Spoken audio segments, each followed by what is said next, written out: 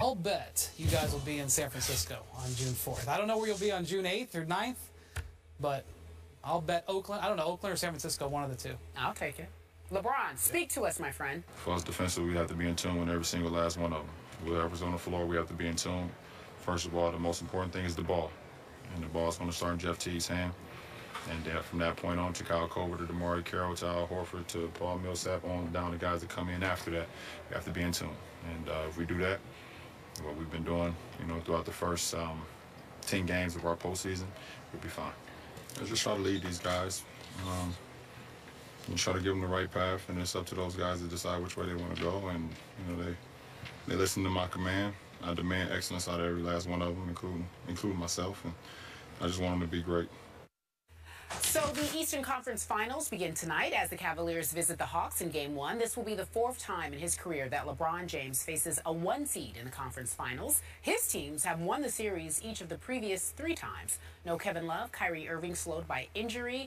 During the postseason, we're wondering if LeBron can handle it all. We're putting him on the hook. Joining us now is Brian Windhorst. How are you? Good morning. Good morning. Welcome back. So this is good night for you. You didn't even go to bed. Right? Barely, and I'm going to Atlanta right from here to the airport to Atlanta. This is the postseason. Thank goodness for the 8:30 start. Yeah, no one sleeps during the postseason, especially media folks. So tell me, how much pressure, extra pressure there would be on LeBron tonight with this new team? Well, this is a new team and a new opponent, but it's not really, because Mike Budenholzer is going into the archives and pulling out the Greg Popovich. This is my assumption. I don't know. Pulling out the Greg Popovich game plan. Right. And the game plan is going to be what Greg Popovich believes about LeBron. He doesn't believe he can shoot under pressure. Now, in 2007, worked. They killed him. 2013, LeBron got him back. Beat him, especially in Game 7. They backed off. He killed him last year. He almost didn't beat him in Game 6, but that's a whole other story. You are correct about that. He did miss a couple in that one. He missed a couple, but one guy made good for him. And last year, he was pretty good. He actually played pretty well in the finals, but his team wasn't comparable. So I think that's what you're going to see, especially since LeBron shooting 37% on shots from 10 to 20 feet in the postseason, 15% outside three-point range. So the pressure's going to be on LeBron to deliver on this game plan. Now, maybe I'm wrong. Maybe I'll come out tonight and they'll smother him and force the ball out of his hands, but that's not the Spurs way. And since the Spurs, or the Hawks, are essentially Spurs 2.0, I expect to see that tonight. So the pressure, certainly LeBron's, cohorts, his role players are going to be important. Kyrie, where was that foot and knee going to be? Let's see if LeBron can make some That's a strong statement. Hawks or Spurs 2.0? Of all the teams that have tried in the last decade to mimic the Spurs, whether it's hiring general managers, whether it's hiring their coaches, this is the closest thing to the Spurs. When LeBron lines up, and I realize DeMarre Carroll is not Kawhi Leonard. I realize Al Horford is not Tim Duncan. It's Spurs Light. Maybe Spurs Light's better than Spurs 2.0. Okay. But the game plans that the Hawks play, the moving of the ball, the defensive strategies, LeBron is going to be flashing back to him being in a Heat uniform and looking at silver and black across the way. Okay. And I'm not beating this stat to death, but in the previous series against the Chicago Bulls that win 6 games, LeBron James from three-point land shot 3 for 28. That's 11%. 3 for 28. But they won because they were just better than the Bulls, who I think had their own internal issues going on. Derrick Rose versus Jimmy Butler, we talked about yesterday. And maybe they didn't give quite their best, less than their best in Game 6. But I thought when LeBron attacked, he was sensational against the Bulls. Will he be able to attack this defense that way, where he can just be just bigger and stronger than everyone in the lane? Maybe so. Maybe he could be. But now back to your question. How much pressure is on him?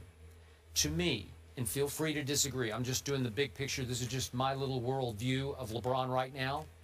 I feel like there's less pressure on him today than there's been in all those previous finals, because of the loss of Kevin Love, and because Kyrie, even though he talked a good game, what was it, yesterday, I got my legs back underneath me.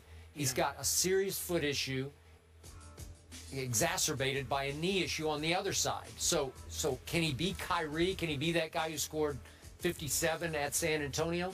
I don't think so. So doesn't that take a little pressure off LeBron? It just seems to me that it does. That the honeymoon gets extended a little bit that nobody really, if they lose to the Hawks, nobody's going to say, oh, LeBron, how could you, how, you know, it's all on you. I don't think people will say it's all on him. I know I'm supposed to sigh here and disagree with you, but I do agree. And you're the best person to answer this question because you are a lot of times the heartbeat of the LeBron contrarian movement. If they lose this or series, the LeBron honesty movement. Okay. However you want to look at it. Fair point. Yes. Fair point. If they lose this series, let's say they go and they end up playing the Warriors, and I think the Warriors are a better team. Let's say the Warriors beat them 4-1 or whatever. He goes home to his 2 rings and his MVP trophies, knowing that he probably didn't have the better team. And it's not like Miami losing to Dallas. No way. You know, it's not comparable. So I agree. I do think LeBron goes into the game not feeling like my career is being defined whether we win this series. But if tonight it's 96-96 with a minute and a half left and it's LeBron on the Hawks, you're expecting LeBron to win that game. Sure. So some of it will be how these games actually play out. And LeBron got great production from his role players this last series. I mean, he did not expect Matthew Dellavedova to have a 19-point game. Iman Shumpert stepping up. Will those guys step up and keep the pressure off him? Because LeBron had 1 great game in the last series, 1 good game in the last series, and 1 great shot. The rest of it, he wasn't that good. And he was able to get through it mostly because the Bulls didn't really deliver either. Okay, so a year ago, we were about to be in San Antonio. And when we were there, I'm the mayor of that city. Are you? Unofficial. I think I've probably lost most of the title this year. But Unofficially. when we were there, I expected LeBron James to carry that Heat team. Dwayne was having issues with his knees, little age setting in.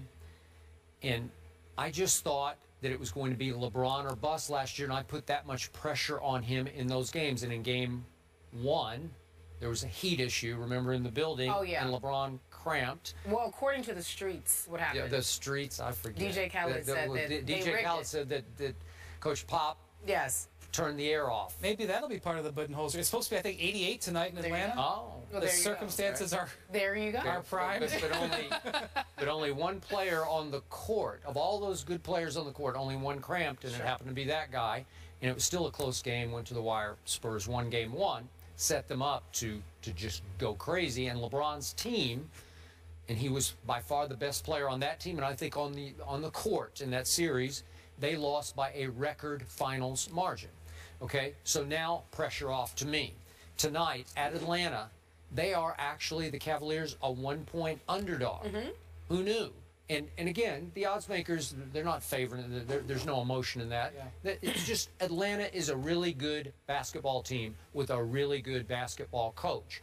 Their team unity occasionally can supersede LeBron's greatness, just his superstarness, because they don't have a superstar, but they got flow, they got cohesion, they got a scheme on both ends of the court, offense and defense, that maybe Cleveland doesn't quite have right now, or yet has. So it's fascinating to watch. I'm interested in it. I don't think the world is interested in the Atlanta Hawks outside the city of Atlanta.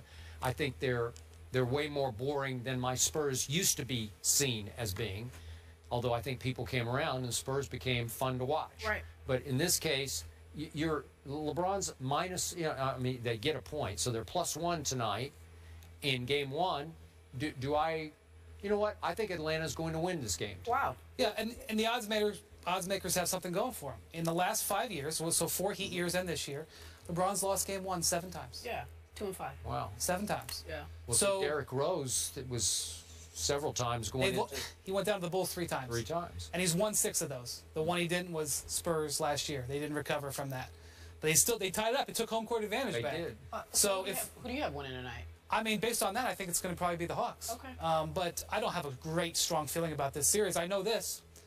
Cavs are most worried about Kyle Korver. Okay. When they went to bed last night, they were worried about Kyle Korver. In case we don't have you on the show, so who's winning the series? I mean, I think they have the Cavs have the 2 best players. So? And I think LeBron's won a postseason road game in 20 straight series, one of the greatest statistics of his career. That is a great stat. Jordan did 24. Jordan's the all-time leader. So I think he's going to win a road game, so he'll have a chance to clinch at home. So I think the Cavs have the edge. All right, so again, LeBron and the Cavs are 1-point underdogs tonight. However, our basketball power index says they will win the series at 62%. Brian Windhorst is sticking around. He made some unpopular comments, but we'll try to defend those. Yeah, Steph Curry's mini-me stole the show last night. I, in fact, thought it was adorable. We react in just a few moments. On the Hook is brought to you by Bass Pro Shops. Your adventure starts here.